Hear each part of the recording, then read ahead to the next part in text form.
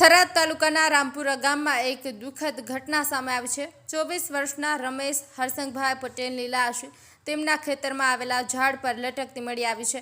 ગઈકાલે બપોરે 12:30 વાગ્યે રમેશભાઈ થરાદ જવાનું કહીને ઘરેથી નીકળ્યા હતા।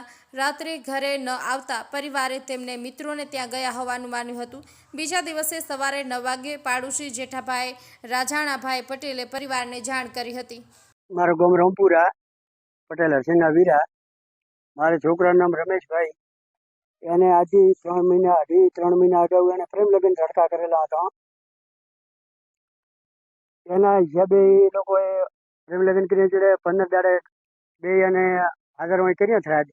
એટલે એ બળદેવભાઈ કરી કન્યાને પાછી લઈ ગયા। પણ અહીંયા મટીનો કાયમ સમિતિ દેતા હતા। ગોવિંદ હેમા, એક સોમા કૃષ્ણા, નાગજી કૃષ્ણા અને વિક્રમ ગોવિંદ। આ ઉપર મને પાકો છે કે આ લોકો મળે કર્યું છે। મને ધમકી પણ 3-4 ફેરાથી ચાલ